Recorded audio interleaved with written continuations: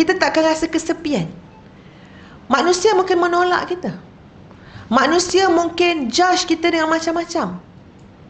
Ya, kalau orang nak bertaubat, nak berubah ke apa benda kan, sakit tau. Sebab apa? Sebab dah dimomokkan dengan pandangan orang. Tapi nak beritahu apa dia?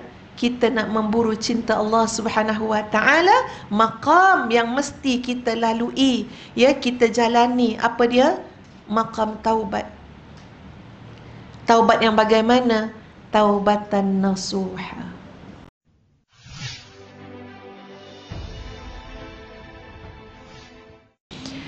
Muslimin muslimat yang dikasihi sekalian, kita ada tajuk pagi ni. Apa tajuk kita? Tak tahu. Dia tak tengok IG, Facebook lah ni. Ustaz letak tajuk. Tajuk kita adalah taubatan nasuha. Tajuk kita adalah taubatan nasuha. Taubat nasuha.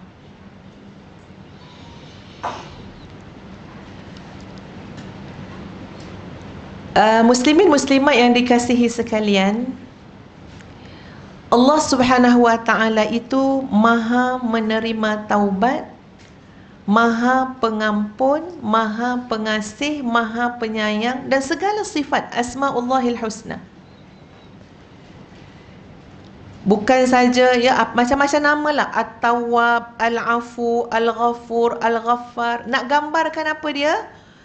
Allah Subhanahu wa taala ni Maha pemaaf, Maha pengampun, Maha menerima taubat.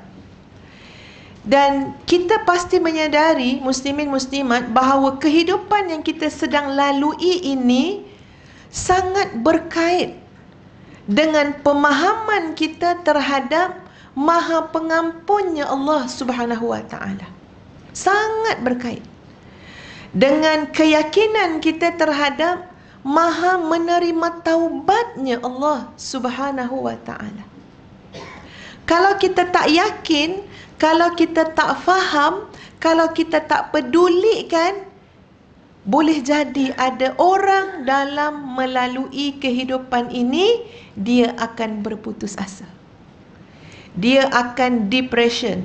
Dia akan kecewa. Apa lagi nak cakap? Bahasa yang seumpamanya. Sebab apa?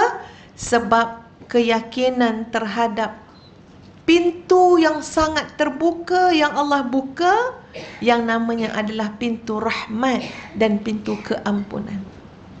Kita tanya contoh, ya tuan-puan sekalian, ada seorang ibu yang merasa gagal dalam mendidik anak-anak. Cuba tuan-puan bayang, ya, kalau mak tu ada 5 anak, 5-5 penagih dadah. Ada ke tak ada? Ada. Cuba tuan-puan bayang macam mana mak tu dalam majlis ilmu, majlis kuliah, dengar tentang itu, dengar tentang ini, tapi balik rumah sekarang tengok anak, ya, 2-3 orang tengah menyuntik diri sendiri. Bila mak tu pandang diri dia, dia terasa, ya, dia pun tak didik anak dulu, dia pun tak peduli, dia sibuk cari duit, dia sibuk itu, sibuk begini. Tuan-puan rasa mana jalan keluar bagi mak itu kecuali dia yakin Allah itu At-Tawwab, Allah itu Al-Afu, Allah itu Al-Ghaffar, Allah itu As-Samad, Allah itu Ar-Rahman, Allah itu Ar-Rahim, baru nampak jalan. Setuju tak sahabat-sahabat semua? Iya. Orang yang kena mental block, yang dicaci maki, ya, contoh seorang anak yang mak dia cakap anak macam tu. Saya pernah cerita dengan sahabat-sahabat kan, ustazah masa tu buat program dengan ustaz dekat hotel Seri Malaysia kalau tak silap, kat Genting tu. Dah lama dah cerita ni, sebelum PKP lagi. Ada satu tajuk tu ustazah ulas tentang anak yang berbakti pada mak ayah. Tiba-tiba ada seorang peserta kita menjerit, histeria, kejang. Semua ingat masuk hantu, dah duduk kat tepi Genting kan, tautan banyak. Kok lah jin pula. Bacakan ruqyah kat dia. Dia dah kejang, mata pandang ke atas. Tapi kemudian bila dia bercakap, dia kata apa? Saya bukan masuk jin, saya bukan masuk hantu, tapi saya adalah anak yang paling tak berguna di mata mak saya. Saya dah dibesarkan dengan macam-macam gelaran, tohmahan yang mak saya sebut kat saya. Saya dah tak cukup otak nak tanggung, tak cukup hati nak pikul perkataan yang mak saya dah bagi kat saya. Saya tak ada peluang, saya bukan orang kaya yang berpeluang untuk cover semua tu dengan duit dan harta benda. Saya bukan orang bijak untuk cover benda tu dengan kedudukan yang saya ada. Kecuali saya macam ni je Ustazah, kecewa, tak dapat baiki hubungan dengan mak, sampai histeria, kejang depan mata Ustazah. Tuan-puan, Masya Allah, Subhanallah. Ya, kadang-kadang demikian tekanan yang seseorang tu lalui dalam hidup. Mana jalan keluar dia? Allah. Qala Rasulullah sallallahu alaihi wasallam, inna Allah azza wa jalla yabsutu yadahu bil laili liyatuba masi'an nahar wa yabsutu yadahu bin nahari liyatuba masi'al lail hatta tatlu'a syamsu min maghribiha. Sesungguhnya Allah Subhanahu wa taala melapangkan, meluaskan rahmatnya pada waktu malam, liyatuba masi'an nahar, untuk Allah ampunkan dan terima taubat pelaku-pelaku maksiat pada waktu siang. Tengok maha rahmat, luasnya rahmat Allah Subhanahu wa taala.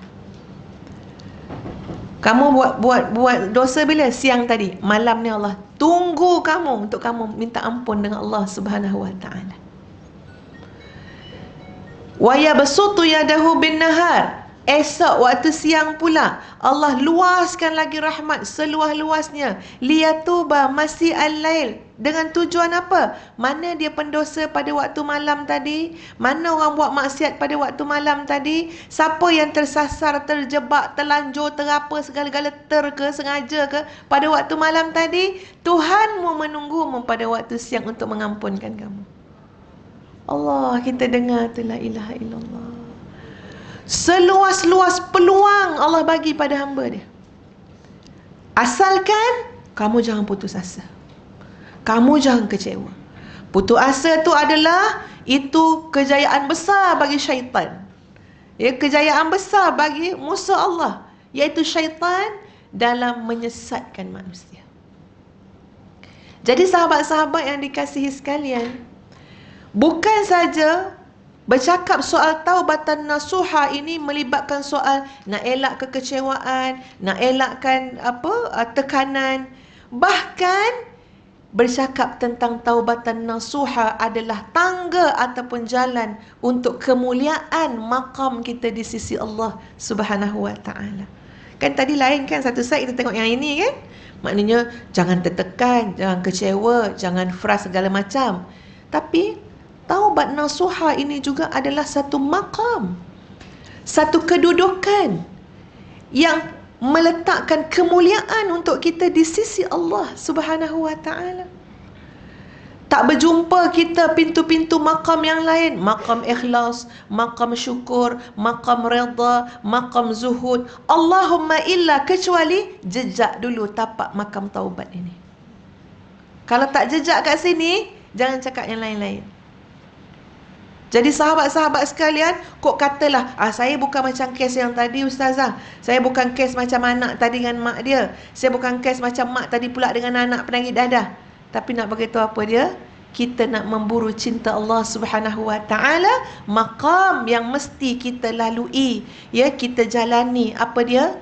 Maqam taubat. Taubat yang bagaimana? Taubatan nasuha. Sangat mendekat dan membina hubungan kita dengan Allah Subhanahu wa taala. Macam mana kita rasa, ya sahabat-sahabat? Kita tak akan rasa keseorangan bila kita duduk di makam taubat. Betul ya kan? Kita tak akan rasa kesepian. Manusia mungkin menolak kita. Manusia mungkin judge kita dengan macam-macam. Ya, kalau orang nak bertaubat, nak berubah ke apa benda kan, sakit tau. Sebab apa? Sebab dah dimomokkan dengan pandangan orang. Bukan senang.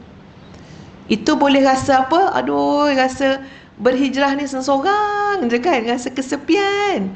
Tapi siapa duduk di makam taubat, dia tidak rasa kesunyian dan kesepian. Siapa yang menemankan kita? Ya muannisa kulla wahid, wahai yang menghiburkan orang yang kesepian, yakni Allah Subhanahu wa ta'ala. Kita panggil siapa masa kita taubat? Panggil nama mak kita ke? Panggil nama suami kita ke? Panggil nama Tan Sri mana-mana, YB mana-mana? Tidak. Nama siapa yang kita panggil? Allah, ya Rab, ya Rab, ya Rab. Masya Allah, nikmatnya berada di makam taubat. Nikmat. Sebab itu sahabat-sahabat sekalian, ini untuk orang yang kecewa dengan dosa-dosa yang dia buat. Untuk orang yang rasa macam, ya Allah, aku ni jahatnya, aku ni berdosanya, aku ni ulang-ulang buat dosa. Saya nak cakap apa? Boleh jadi kelemahan dan dosa kita itu asbab untuk bawa kita menikmati makam taubat dengan sebenar-benarnya. Kita tak tahu jalan yang menyampaikan kita dengan sesuatu. Ada orang jalan taat. Taat daripada kecil, taat daripada muda, taat daripada remaja, taat sampailah ke tingkatan yang tinggi. Tapi ada orang pantas, Allah switch cara lain. Allah takdirkan cara lain. Apa dia? Menahan kesakitan dosa yang dia buat. Menahan kepahitan kelemahan yang dia lakukan. Saya suka bercakap dari segi konteks kekeluargaan, mak ayah dengan anak-anak, tuan-puan. Kita kalau lagi banding diri kita dengan macam mana orang lain didik anak, pernah tak kita terbanding dengan tak sengaja? Kita mesti akan rasa macam, kalau bolehlah diulang balik, beranak balik semula, nikah balik dengan suami kita tu. Ni kata, cakap kalau ni tak elok kan, tapi nak faham kan ni ada kalau yang tak elok tu kalau memang kita nak takdir tu berubah. Tapi ni nak bagi faham, andai kata kadang-kadang bila kita rasa macam kita tak buat yang terbaik, andai kata boleh ulang balik hari pertemuan kita dengan suami kita, hari anak kita lahir, hari kita mengandung anak dalam perut, biar kita banyak baca Quran, biar kita begitu. Nak ulang tak? Kalau boleh, semua nak ulang. Semua nak ulang. Sebab tu Quran pun cakap, orang nak mati apa yang menjadi penyesalan orang nak mati? Minta bagi lagi satu peluang. Untuk apa peluang tu? La'alli a'mala salihan tardah. Aku nak buat amal soleh yang engkau redha. Sama. Ya, kalau kita fikir-fikir kan, ya Allah, tengok orang tu didik anak dia. Contoh ada seorang hamba Allah ni, memang macam manalah anak dia tu hafazan Quran dia terlalu mantap. Bukan seorang, 13 orang. Sangat semua. Siapa tak tahulah macam manalah senang lenang akhirat besar mak ayah dia. 13 orang, baik lelaki baik perempuan. Bukan makna nak bagi tahu dia punya mutamakin, dia punya kemantapan tu, dia boleh masuk pertandingan. Kita kalau tak mantap hafazan, tak mungkin boleh masuk pertandingan, betul tak? Kecuali masuk pertandingan nawaitu nak dapat sagu hati. Bolehlah, yang itu akak boleh masuk, ustazah boleh masuk. Ya, tak cukup ni peserta Kak Salwa masuklah.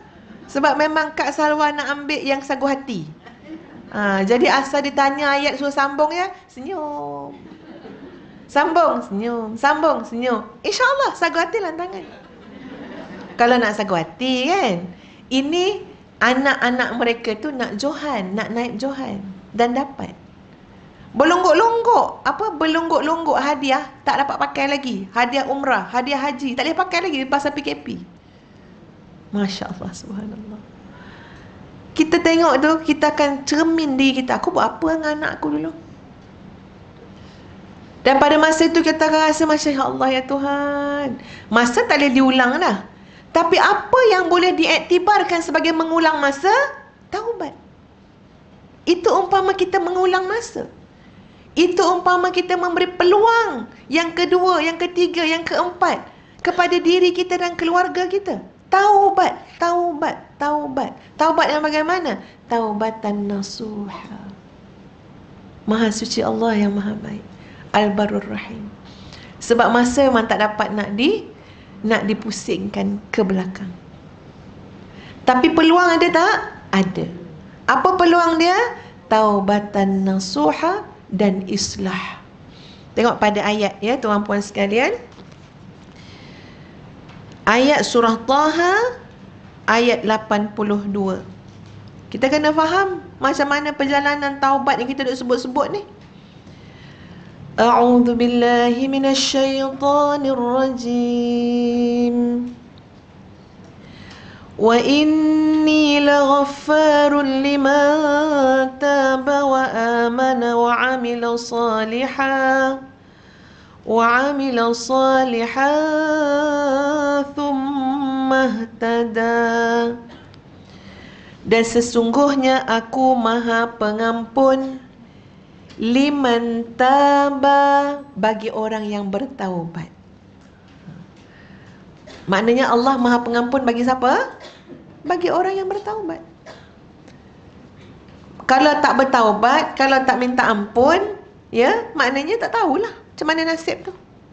Tapi siapa datang taubat, siapa minta ampun, kita akan dapati Allah Maha Pengampun. Memang nak sediakan keampunan. Tapi ada syarat lain. Wa inni laghaffar, dan sesungguhnya aku ini adalah Allah yang Maha Pengampun liman taba wa amana wa amila salihah thumma ihtada, bagi orang yang bertaubat, beriman, beramal saleh, kemudian tetap di jalan yang benar. Itu syarat dia.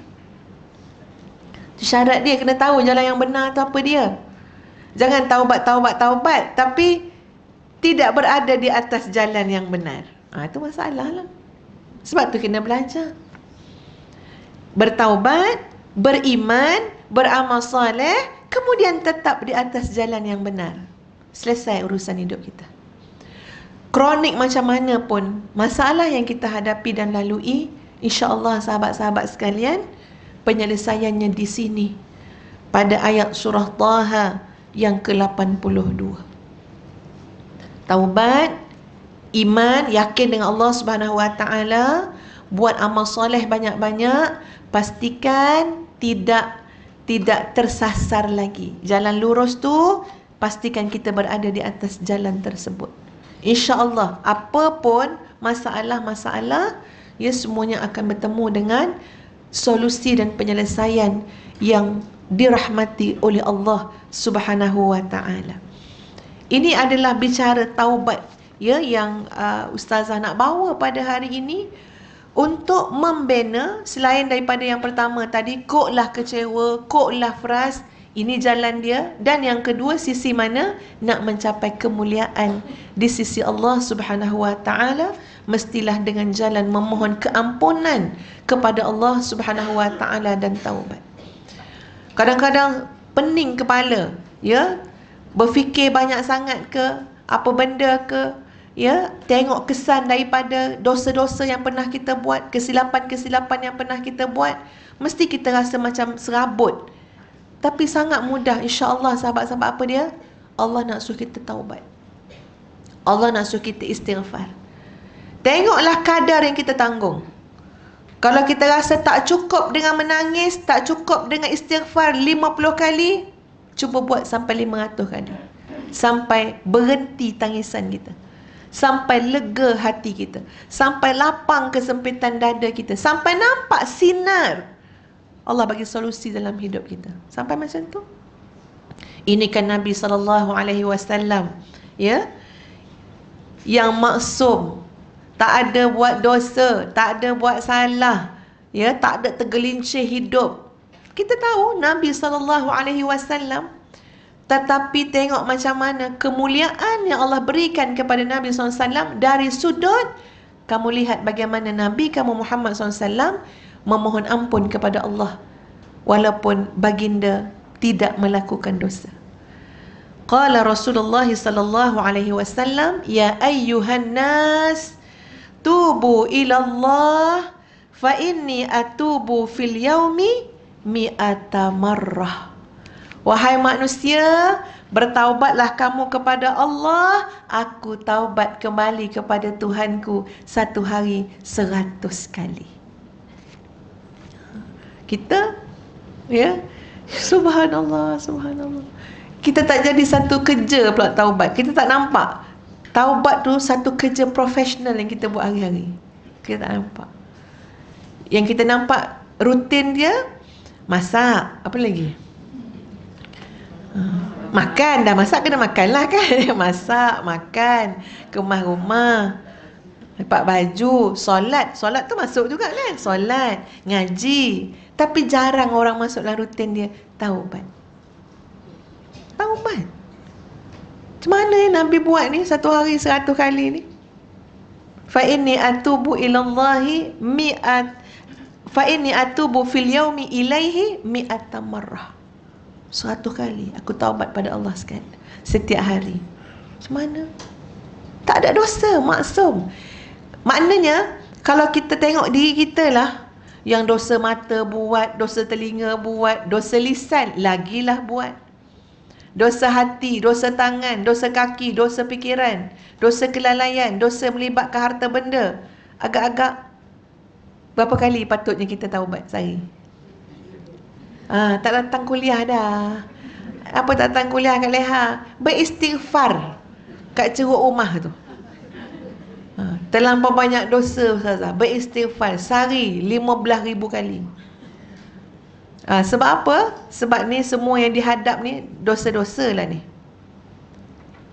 Ustazah nak sama-sama bercakap kat diri sendiri, bercakap kat sahabat-sahabat untuk faham apa dia, betapa istimewanya makam taubat ini.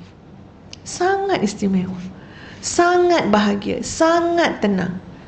Ya, kena berlumba, kena fight, kena mujahadah untuk jadikan kalau tak siang pun malam ada waktu khusus untuk kita menikmati hubungan, keindahan hubungan dengan Allah Subhanahu Wa Taala dengan jalan taubat.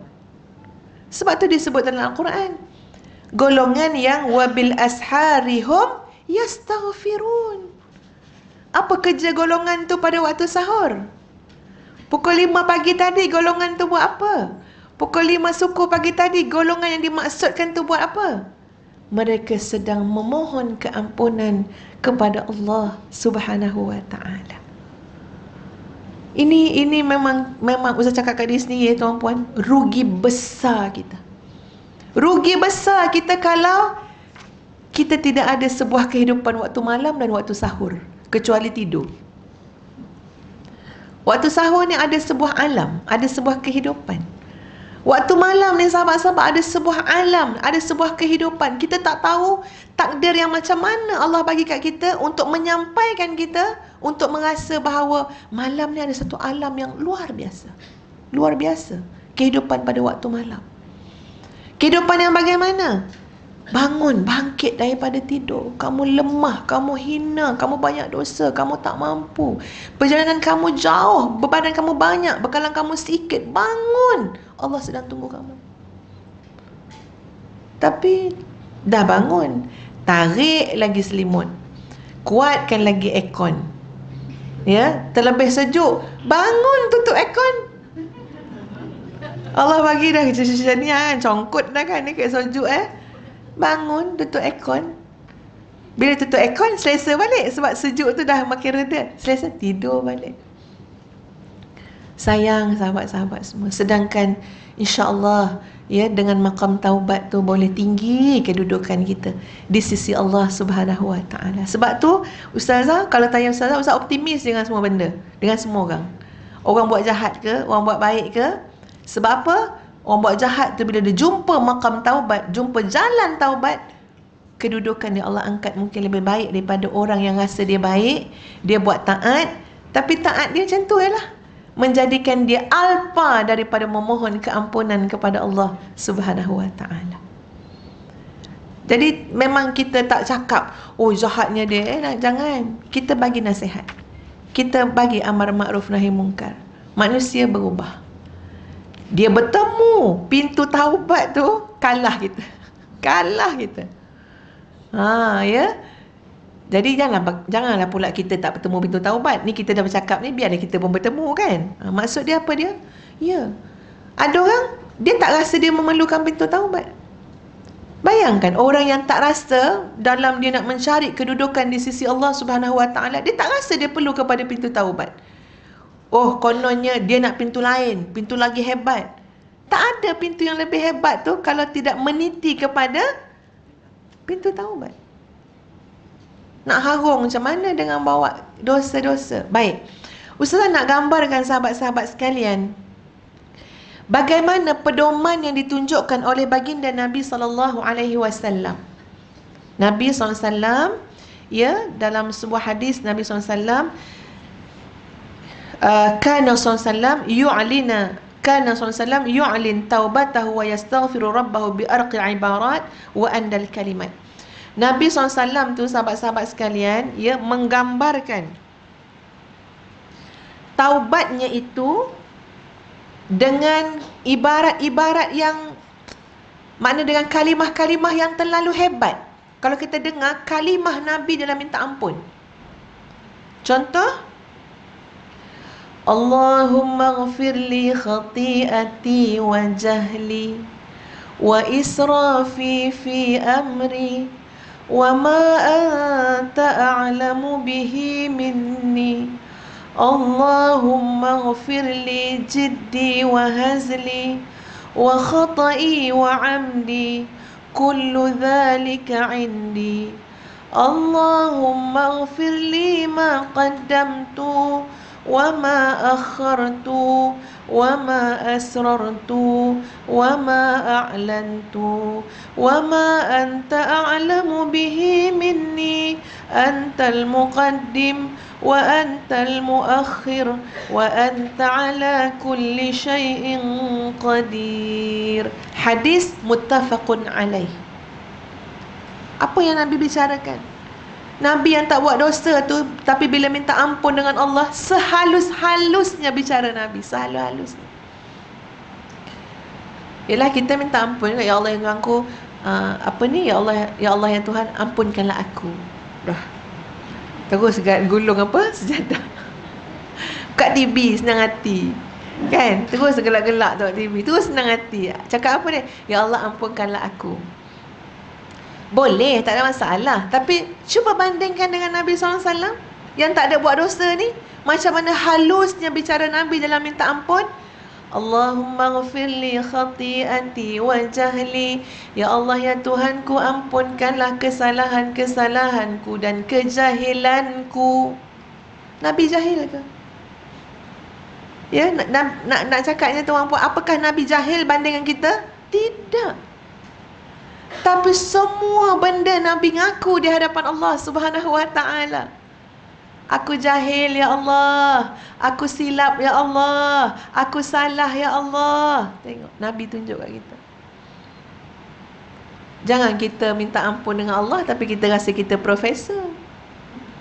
Kita tahu semua, ni semua bidang kita ni, usuluddin, syariah, tauhid, makrifat segala. Allah tak tengok pun tu. Ya Allah, ampunkan kesalahanku dan kejahilanku. Wa israfi fi amri, dan melampaunya aku dalam urusan-urusanku. Tengok, Nabi cakap macam tu kat Allah. Siapa yang sebenar melampau dalam semua urusan? Kita. Riang melampau, suka melampau, benci melampau, menyampah melampau, memang melampau saja. Dah emo. Betul tak? Bukan orang lain, kita. Kita yang suka melampau-lampau. Tapi yang aku siapa? Nabi kita Muhammad sallallahu alaihi wasallam. Wa ma anta a'lamu bihi minni, aku minta ampun daripada semua yang engkau lebih tahu tentang diriku daripada aku. Percayalah muslimin muslimat, kalau kita baca doa ni malam hari, faham makna, hayati, tersengguk-sengguk menangis. Terseduh sedan kita nangis. Sebab apa? Bila kita sebut, wahai Allah, ampunkan aku dengan dosa-dosa dan kelemahan yang kau lebih tahu daripada aku sendiri. Kau lebih tahu. Berapa banyak kesilapan yang kita tak sedar, yang kita tak tahu, yang kita tak sengaja, yang kita keliru, yang akhirnya kita terpaksa hadap kesan-kesan daripada kesilapan-kesilapan yang kita buat. Sebab tu bila kita kata aku minta ampun ya Allah dengan kesilapan, kejahilan, dosa yang engkau lebih tahu daripada diriku sendiri. Allahumma ghafirli jiddi wa hazli wa khata'i wa amdi. Ya Allah, ampunkanlah ya Allah segala kelalaianku, kesalahanku, sengaja atau tidak sengaja. Macam tu sekali Nabi bersungguh-sungguh nak minta ampun kepada Allah Subhanahu wa ta'ala. Maknanya apa kita faham kat sini? Jalan minta ampun, jalan taubat ni, subhanallah, jalan yang terlalu suci untuk membina hubungan dan kedekatan kita dengan Allah Subhanahu wa ta'ala. Jangan kita bertindak dalam hidup rasa diri kita baik, rasa diri kita betul semua, sampai hilang rasa aku mungkin aku bersalah, aku lemah, aku hina, aku manusia biasa. Apa yang aku perlukan? Allah Subhanahu wa ta'ala. Aku nak datang minta ampun pagi, petang, siang, malam. Pagi, petang, siang, malam. Duduk saya saja sementara tunggu penceramah datang. Apa hobi kita? Apa kesukaan kita? Astaghfirullahalazim, astaghfirullahalazim. Hati kita akan lembut, sahabat-sahabat. Hati kita akan lembut. Allah akan sayang kat kita. Allah akan sayang kat kita. Allah akan pilih kita untuk banyak amal soleh, ibadah-ibadah yang akan mendekatkan kita dengan Allah Subhanahu wa ta'ala. Jalan yang tak boleh lupa apa dia? Jalan istighfar dan taubat. Wa kullu dhalika indi. Nabi sebut apa? Tadi Nabi kata jahil aku, melampaui batas dalam urusan. Engkau lebih tahu keadaan diri aku, kelemahan aku, sengaja tak sengaja. Hujung Nabi kata apa? Wa kullu dhalika indi. Semua yang aku sebut tu ya Allah ada kat aku. Masya Allah. Punya Nabi tawaduk, merendah diri dengan Allah Subhanahu wa ta'ala. Padahal kalau kita bercakap tentang sosok baginda Nabi SAW, Nabi tak ada yang semua-semua tu. Tak jahil, tak melampaui batas, tak buat dosa, tak ada salah, terjaga, tak kira waktu sedar ke tak sedar, kecil besar. Tapi Nabi kata apa? Wa kullu dhalika indi. Semua tu ada kat aku ya Allah. Yang tak pernah sebut semua tu ada kat kita siapa? Yang memang berdosa betul ni, yang memang melampaui batas betul ni, yang memang jahil betul ni. Tak pernah pula sebut wa kullu dhalika indi. Semua tu ada kat aku ya Allah. Tapi kalau kita didik hati, sucikan hati, tarbiyah hati, tiap-tiap malam mengaku kat Tuhan, wa kullu dhalika indi. Semua kelemahan-kelemahan tu ada kat aku ya Allah. Sambung lagi, Allahumma ghfirli ma qaddamtu wa ma akhartu wa ma asrartu wa ma a'lantu wa ma anta a'lamu bihi minni. Jadi ya Allah, ampunlah aku apa yang terdahulu, apa yang akan datang, apa yang terang-terang, apa yang tersembunyi, apa yang kau lebih tahu daripada aku. Antal muqaddim wa antal muakhir wa anta ala kulli syai'in qadir. Engkaulah yang awal, engkaulah yang akhir, dan engkau atas segala sesuatu maha berkuasa. Masya Allah. Insya Allah Allah akan cabut masalah, cabut segala kesulitan yang berlaku dalam hidup kita. Bahkan angkat kedudukan kita, muliakan kita di dunia dan di akhirat. Jalan dia apa? Jangan pandang ringan pada jalan taubat. Tak cukup dengan itu sahabat-sahabat sekalian, kita tengok Nabi kita Muhammad sallallahu alaihi wasallam nak tunjuk pada umat betapa pentingnya jalan istighfar, jalan taubat. Mari aku tunjuk kat kamu semua. Ibarat macam itulah ya. Nabi ni, kehidupan Nabi ni sunnah kan, maknanya jadi ikutan kepada semua. Mari kita tengok Nabi sallallahu alaihi wasallam apabila Nabi solat. Bila Nabi solat, apa yang Nabi cakap? Kita nak tengok apa Nabi buat, berapa banyak Nabi mengulang tentang persoalan istighfar dan taubat. Baik, kita tengok kat sini. Pertama, pada waktu berwuduk. Pada waktu berwuduk, Nabi sallallahu alaihi wasallam bersabda, anna man tawadda'a fa ahsana al-wudu'a kharajat khatayahu min jasadih. Sesungguhnya apabila seseorang itu berwuduk, maka akan gugurlah dosa-dosa pada diri seseorang yang sedang berwuduk itu, gugur dosa-dosa daripada jasad dia. Nampak tak sahabat-sahabat macam mana Nabi nak tunjuk? Setiap amalan yang kita buat tu nak menjurus kepada apa? Keampunan Allah. Lepas kita wuduk, apa doa kita baca? Allahumma ja'alni minat tawabin waj'alni minal mutatahhirin waj'alni min ibadika salihin. Nampak tak macam mana setiap ibadah tu nak bawa kita ke mana? Ya Allah, jadikanlah aku daripada golongan yang bertaubat. Lepas wuduk. Boleh kan kalau boleh juga sebenarnya kan kalau kita fikir-fikir, kenapa tak jadi doa tu Allahumma ja'alni minal mukhlisin, minal khashi'in, minaz zahidin, minal mujahidin, macam-macam mereka nak sebut. Tapi macam mana pedoman daripada hadis, daripada sunnah Nabi SAW?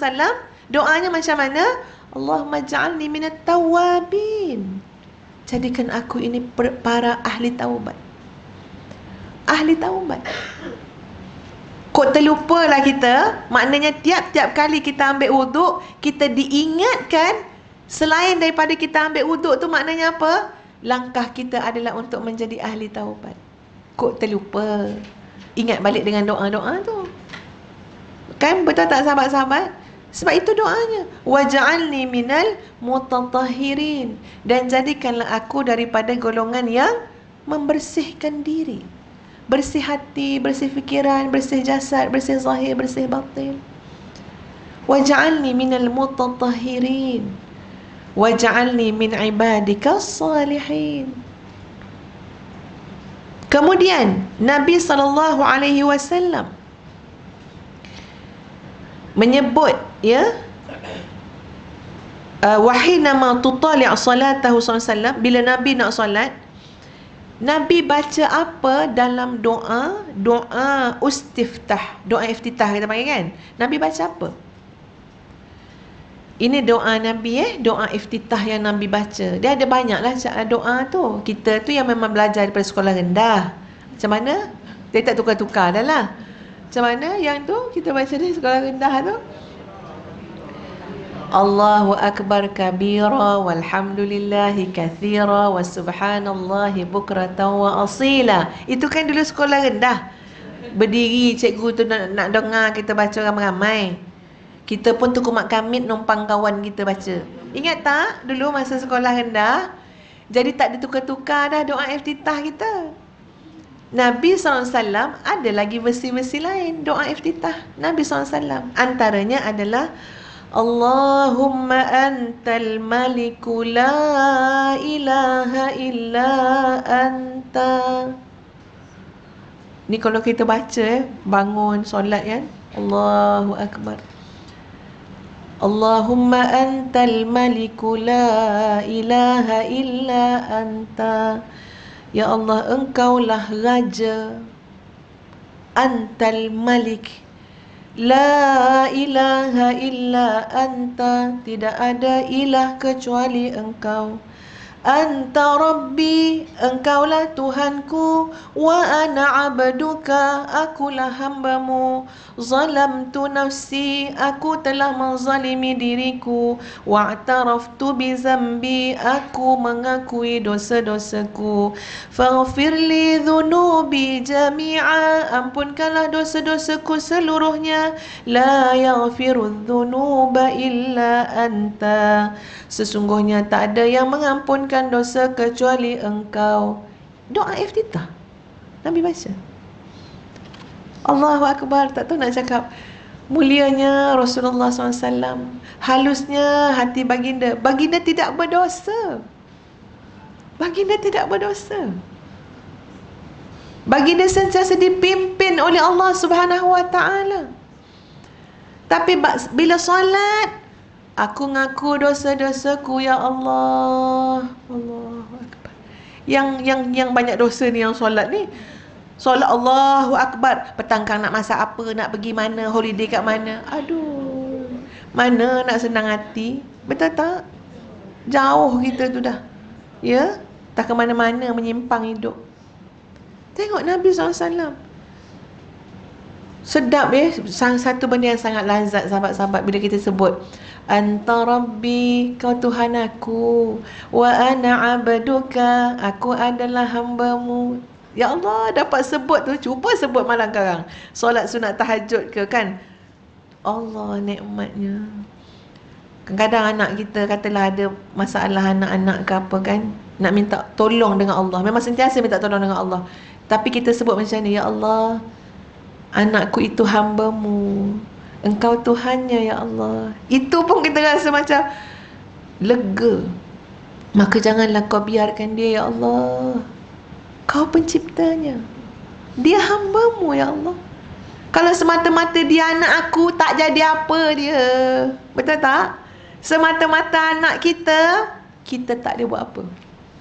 Tak usahlah nak cakap besar. Oh, saya seorang ustaz yang hebat, saya seorang ustazah yang hebat. Tak. Kalau semata-mata dia anak kita, kita tak ada buat apa-apa. La haula wala quwwata illa billahil aliyil azim. Tapi mahalnya kat mana? Anak kita hamba Allah. Anak kita hambamu ya Allah. Tuhannya adalah Engkau. Ilah, la ilaha illa anta. Maka baikilah anak aku ni ya Allah, hamba Engkau. Kasihanilah hamba Engkau ni ya Allah. Aku pun tak ada buat apa. Contohnya lah kan. Itu memang satu benda yang dalam munajat kita, sahabat-sahabat, kalau menyebut aku hamba, Engkaulah Tuhan aku, itu terlalu nikmat. Suami kita, kita doa suami kita, cuba sebut, wahai Allah, suami aku itu hambamu, Engkaulah Tuhannya, kasihanilah dia ya Allah. Ada satu rasa lain dalam hati kita. Maknanya apa? Kita betul-betul menyandarkan kita semua ni adalah hamba Allah.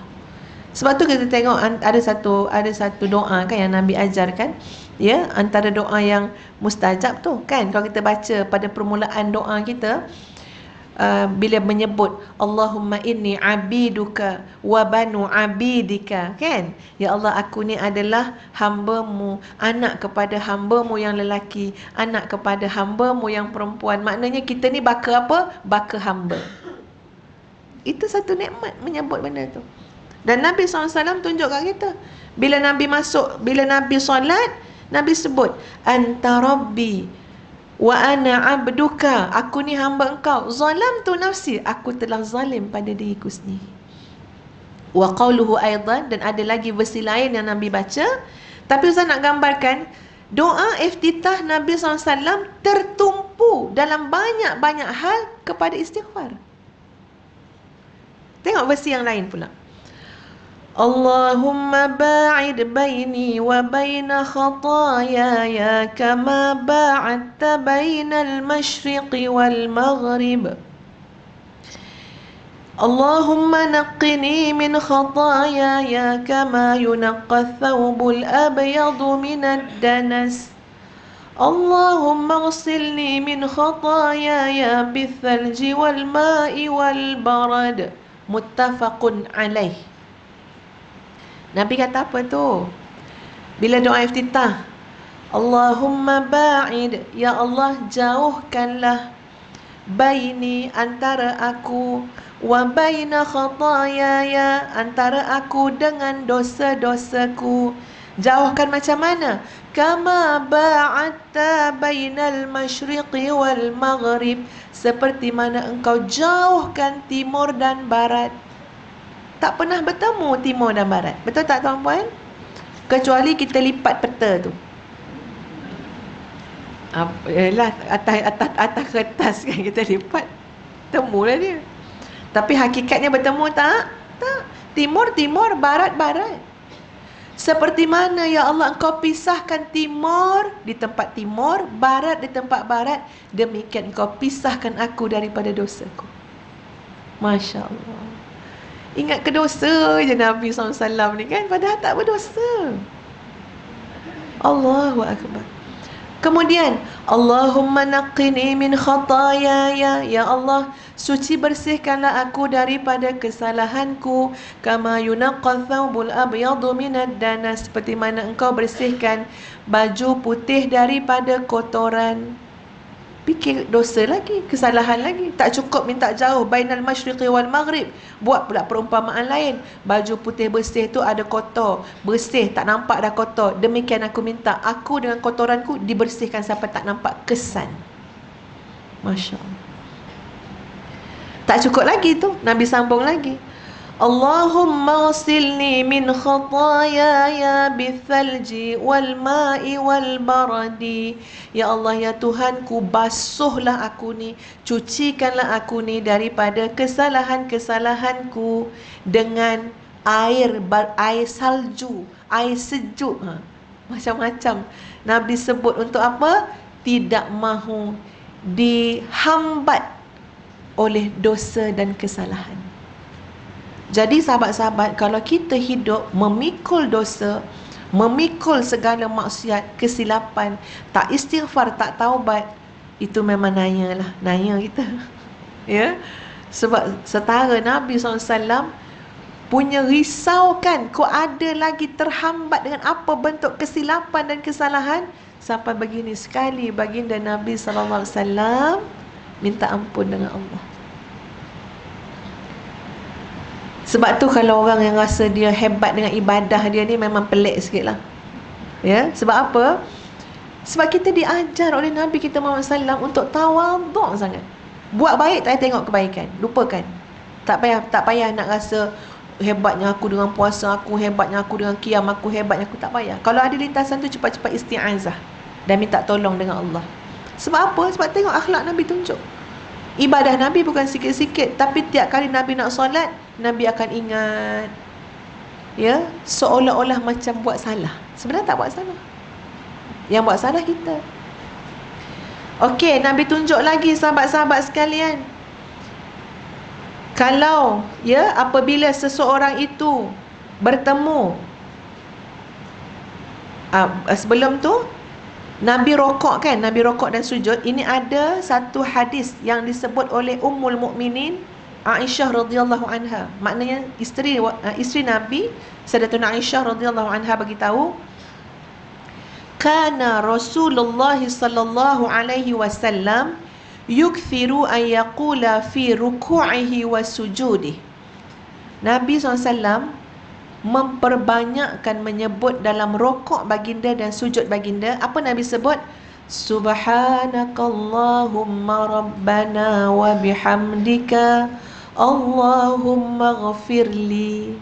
Itu Nabi baca sujud dan rokok. Kita ambil yang belajar dululah kan. Subhana rabbiyal azimi wa bihamdi, subhana rabbiyal a'la wa bihamdi. Bukan bermakna tu je satu bacaan ya. Kalau kita ngaji-ngaji lagi, belajar lagi, kita akan bertemu, oh Nabi juga baca yang begini, baca yang begini. Dan tengok apa Sayyidatuna Aisyah sebut, Nabi memperbanyakkan dalam rokok baginda, dalam sujud baginda, sebut apa? Subhanakallahumma rabbana wa bihamdika Allahumma ghafirli. Ada lagi minta ampun. Tadi dah minta ampun masa doa iftitah. Minta ampun lagi masa rukuk. Minta ampun lagi masa sujud. Jadi tuan-puan, kita kena tanya diri kita ni, berapa banyak ni kita minta ampun dengan Allah? Bila kita akan jadi ahli taubah ni? Macam tu sekali Nabi SAW. Kemudian yad'u fi akhir salatihi sallallahu alaihi wasallam. Bila akhir solat pula, Nabi buat apa? Ini cerita kat solat Nabi je ni. Belum yang minta ampun, minta apa waktu yang lain-lain. Ni solat Nabi ni. Apa pula yang Nabi kata, yang Nabi sebut, yang Nabi mohon pada Allah pada akhir solat baginda? Muttafaqun alaih hadis ni tuan-puan. Apa Nabi sebut? Allahumma inni zalamtu nafsi zulman kathira wa la yaghfiru dhunuba illa anta faghfir li min indika maghfiratan innaka antal ghafurur rahim. Ya Rab, Rasulullah SAW itu tidak habis-habis minta ampun dengan Allah Subhanahu wa ta'ala. Boleh bayang tak agak-agak tuan-puan macam mana jiwa Nabi tu? Orang yang selalu rasa nak minta ampun ni, dia ada hati yang sangat halus, lembut. Hati yang latif, yang lembut, yang layin, yang hayyin ni tuan-puan, senang dapat hidayah, senang dapat hidayah. Banding hati keras, rasa betul, memanjang, orang lain semua salah. Ya, bahkan tak rasa dia yang memerlukan taubat. Kau orang lain, kita yang memerlukan taubat. Itu memang susah. Susah.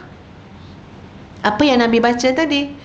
Allahumma inni zalamtu nafsi. Ya Allah, ya Tuhanku, aku telah menzalimi diriku. Zulman kathira. Kezaliman yang sangat banyak. Nabi sebut macam tu.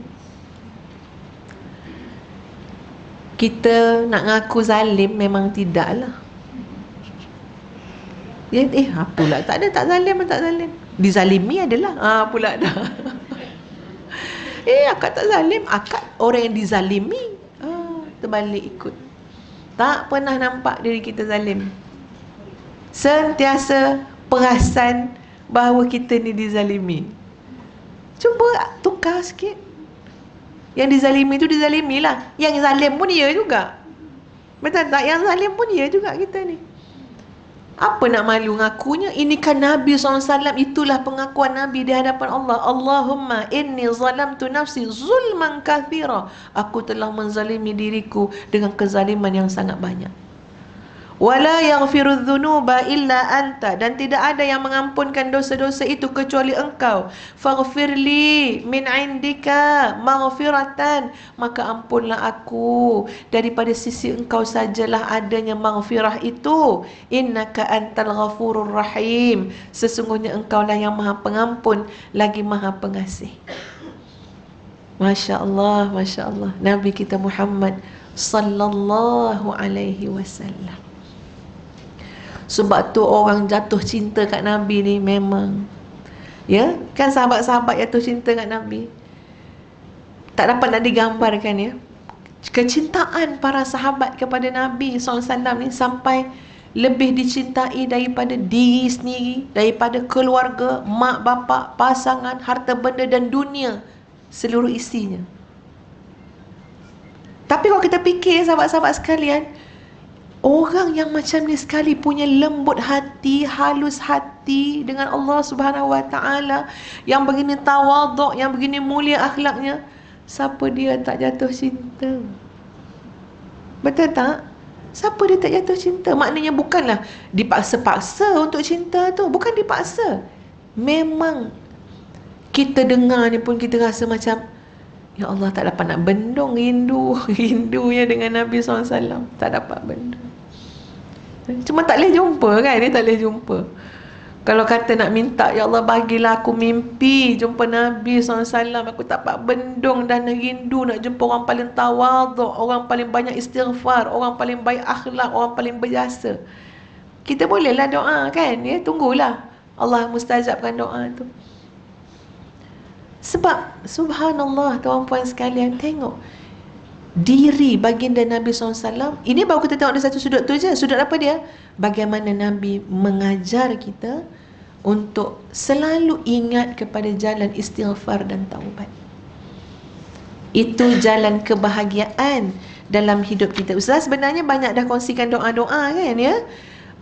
Maknanya macam patut ditulis kan, ya, biar sahabat-sahabat semua boleh amalkan kan. Tapi insya-Allah Ustazah minta Kak Salwa ingatkan Ustazah. Ustazah ambil masa nanti untuk tulis, ya, kemudian hantar pada Kak Salwa. Jadi Kak Salwa yang insya-Allah boleh sebarkan. untuk memenuhi hidup kita ini dengan sentiasa minta ampun, minta maaf, taubat pada Allah Subhanahu Wa Taala, yang Nabi tunjukkan variasinya dalam kehidupan dan ibadah baginda Nabi sallallahu alaihi wasallam. Bukan makna duduk saja, yang duduk istighfar, tak. Tengok Nabi nak solat, nak bangun, lepas habis majlis, apa Nabi baca? Ya, nak rokok, nak sujud, semua ceritanya apa? Ceritanya taubat, taubat, taubat. Dalam bab haji, man hajja lillah falam yarfuth walam yafsuq raja'a ka yaumi waladathu ummuh. Apa tawaran yang diberikan kepada orang yang buat haji, yang tidak ada cakap kotor, yang tidak ada buat akhlak yang buruk? Dia akan kembali seperti mana hari seperti dia dilahirkan. Ni cakap tentang apa ni? Bersih daripada dosa. Tingginya kedudukan ganjaran orang yang bersih daripada dosa. Buat haji, ya, apa ganjaran untuk orang yang buat haji? Bersih daripada dosa. Maknanya itu ganjaran yang sangat hebat. Apa ganjaran untuk orang sedekah? As-sadaqatu tudfi'ul khati'ah kama yudfi'ul ma'u an-nar. Orang yang sedekah tu, dia padamkan kesalahan-kesalahan dan dosa dia. Sedekah dia tu boleh padamkan kesilapan kita. Sedekah kita tu boleh padamkan yang kita kata nak ulang balik lah 10 tahun lepas. Tak boleh ulang, tapi boleh padam. Macam mana cara dia? Sedekah. Ulang tak dapat dah. Ya? Kita seorang lah kalau nak ulang, kan kata mental pula. Orang hari ni Isnin kata tak ada lah, kita ni tahun 1978. Hantar hospital lah kak tu. Tak dapat nak ulang. Tapi boleh padam? Boleh. Macam mana cara padam? Sedekah. Padam. Allahu Akbar, Allahu Akbar. Kalau ada tabung, time ni dah patut keluar. Ada tabung? Ya, ustazah kena sedekah. Semua kena sedekah. Jangan fikir sedekah tu, kita pandang orang yang minta sedekah tu tak habis-habis, dekas. Tabung. Jangan pandang tabung tu. Allah nak padam kesalahan kita. Kesalahan kalau tak padam, kita tanggunglah risiko dia. Setiap kejahatan, kesalahan yang kita buat ada implikasi, tuan-puan. Dia tak macam tu je. Dia ada implikasi dia. Contoh, kan, ya, kita cakap yang buruk ke orang, agak-agak berhenti setakat tu ke? Tak. Keburukan tu akan terpelanting balik pada diri kita. So macam mana nak pastikan tak terpelanting kat kita? Padamkan. Macam mana cara nak padamkan? Minta maaf. Baiki balik kalau kita cakap tak betul, cover balik. Macam mana kita nak padam? Sedekah. Biar betul-betul padam, delete daripada sistem. So maknanya dia tak akan balik-balik kat kita. Delete. Macam orang kena SPRM. Bolehlah hello kat kawan, kan. Tolonglah file tu letaklah bawah tikar, bawah kapet, bawah ni dalam bumbung ke apa. Selagi tak padam, tak senang tidur. Tapi kalau ada kawan kita yang cakap ni, tak tahulah ni mungkin SPRM negara mana-mana, Bosnia ke apa, kan, ya, yang boleh cakap kita dah delete daripada sistem. Wow. Boleh tidur tak? Boleh, lena dah. Buat pula rasuah yang lain. Sebab kawan kita masih kerja kat situ, contohnya, boleh delete lagi. Nampak tak macam mana hebatnya tawaran padam ni? Padam dari sistem. Kalau tak padam, tanggung nanti akibat dia atas kesalahan dan dosa yang kita buat. Tapi bila sedekah, Nabi kata apa dia? Tudfi'u al-khati'ah kama yudfi'ul ma'u an-nar. Seperti mana air memadamkan api. Masya Allah. Jadi banyak sangat hadis-hadis Nabi, galakkan Nabi SAW untuk kita buat ibadah-ibadah dan amalan, mengaitkan kita kembali kepada persoalan bersih daripada dosa. Istighfar, taubat, penyucian hati, penyucian diri, minat tawabin wal mutatahhirin wa min ibadikas salihin. Ini konsep yang Ustazah harap sangat sahabat-sahabat sekalian Ya, hari ini pertemuan kita pada hari ini membawa kehidupan kita kepada satu journey, kepada satu permusafiran ataupun kepada satu versi baru dalam hidup kita. Apa dia? Kita nak jadi ahli taubah dan juga ahli istighfar. Kita nak miliki hati yang tawadhu, yang lembut, hayyinun layyinun. Ya Allah akan isi dengan rahmat, dengan nikmat, dengan hidayah. Ada yang salah silap dibetulkan balik dengan jalan taubat, alignment dia, balancing dia, semua balik dengan taubat dan istighfar. Ya. Masa lepas yang tidak dapat didatangkan kembali, tapi peluang datang dengan taubat, padam juga dengan jalan taubat dan istighfar. Masya Allah, subhanallah.